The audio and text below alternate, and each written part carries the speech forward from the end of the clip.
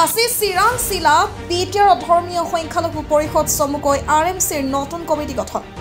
আজি চিৰাং জিলা বিটিআৰ ধৰ্মীয় সংখ্যালঘু পৰিষদ চমুকৈ RMCৰ বেংতল, কানিপুৰ, দুৰ্গাপুৰ, চেৰফাংগুৰি, অন্থাইবাৰী আৰু দেউলগুৰি এই 6টা গাঁও মিলি আঞ্চলিক কমিটি গঠন কৰে। উক্ত সভাখনত সভাপতিত্ব কৰে চিৰাং জিলা সভাপতি গাজিবুৰ ৰহমানৰ আৰু উপস্থিত থাকে RMCৰ কেন্দ্ৰীয় উপসভাপতি জিয়াউৰ ৰহমান, চিৰাং জিলা উপসভাপতি আফজালুৰ ৰহমান আৰু ইব্ৰাহিম আলী আৰু সভাখনত উপস্থিত থাকে গাঁৱৰ বিভিন্ন গণমান্য ব্যক্তি। নতুনকৈ আঞ্চলিক কমিটিখনত মোস্তাফুল আলী সভাপতি আৰু ইউসুফ আলী সম্পাদক হিচাপে 31জনীয়া শক্তিশালী আঞ্চলিক কমিটি গঠন কৰা হয়। হয়, আজি চিৰাং জিলা অন্তৰ্গত বেংতল নিয়াৰেষ্ট কানিপুৰ ইয়াত আহি আমি ধৰ্মীয় সংখ্যালঘু পৰিষদত চমুকৈ RMCৰ আঞ্চলিক কমিটি ইয়াতে পূৰ্ণাংগভাৱে আমি গঠন কৰি দিলোঁ। আর এইটো 5টা গাঁও মিলি আমি আঞ্চলিক কমিটি বনালোঁ। ইয়াত আছিল কানিপুৰ, দুৰ্গাপুৰ আৰু কি আছিল নাম দেউলগুৰি, চেৰফাংগুৰি আৰু অন্থাইবাৰী। এই 5টা অঞ্চল মিলি আজি আমি 31জনীয়া এটা শক্তিশালী কমিটি ইয়াতে বনাবলৈ সক্ষম হলোঁ।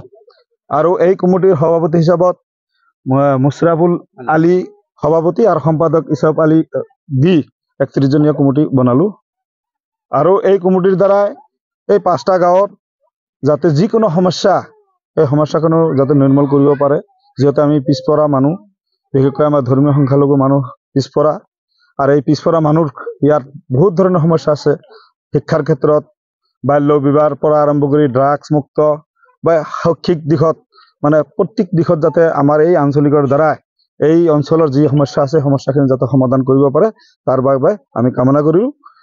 লগতে আজি চাওক বিশেষকৈ BTC তথা অসমৰ যি বৰ্তমান পৰিৱেশ, এই পৰিৱেশটো যেতিয়াৰ পৰা BJP চৰকাৰ আহিছে তেতিয়াৰ পৰা ধৰক বিশেষকৈ ধৰ্মীয় সংখ্যালঘু মানুহখিনি টাৰ্গেট কৰি লৈ যি ধৰণে অন্যায় অত্যাচাৰ কৰি আছে, এটাৰ পৰা এটা কৰি আমাক বিশেষকৈ ধৰ্মীয় সংখ্যালঘু মানুহখিনিক কিন্তু জুৰুলা বনাই আছে। আপোনালোক নিশ্চয় জ্ঞাত। আজি চাওক এনেকুৱা এটা মুখ্যমন্ত্ৰী আমি পাইছোঁ, যিটো মুখ্যমন্ত্ৰী আজিৰ দিনত ছ'চিয়েল মিডিয়াৰ দ্বাৰা সন্মুখত আপোনাৰ নিউজৰ সন্মুখত যেতিয়া ক'ব পাৰে যে কোনোবাই যদি গৌ মাংস ৰাখিছে আমি গাহৰি মাংস ৰাখিব লাগে। এনেকুৱা ধৰণৰ মুখ্যমন্ত্ৰী সঁচাকৈ আমি দেখা নাই।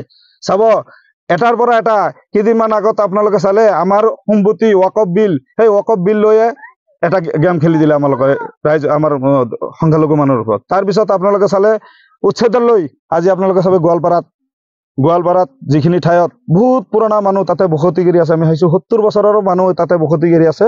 সেই মানুহখিনিক কোনো ধৰণৰ নোটিছ নিদিয়াকৈ আকস্মিকভাৱে আহি মানে তাতে মানে হুলস্থুলুজ পৰিৱেশ এটা কৰি মানুহ ঘৰ বাৰী ভাঙি উচ্ছেদ কৰি দিল। আৰু সৰু কণমানি এই ল'ৰা ছোৱালীক আজি স্কুলত পঢ়া শুনাৰ কাৰণে আজি সেই মানুহখিনিক পিছ পৰি গ'ল।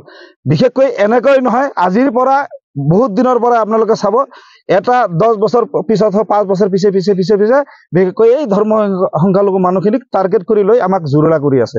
এইটো কিন্তু আমি ন্যায় কৰিব নোৱাৰি। তো গতিকে আমি ধৰ্মীয় সংখ্যালঘু পৰিষদৰ পৰা আমি সেই যিটো গোৱালপাৰা ঘটনা, এই ঘটনাক আমি ধিক্কাৰ আৰু গৰিহণা দিছোঁ আৰু এই মানুহখিনি আমি সমবেদনা জ্ঞাপন কৰিছোঁ। আজি আমাৰ এই বেংতল অঞ্চলত বেংতল আঞ্চলিক এটা কমিটি গঠন হ'ল।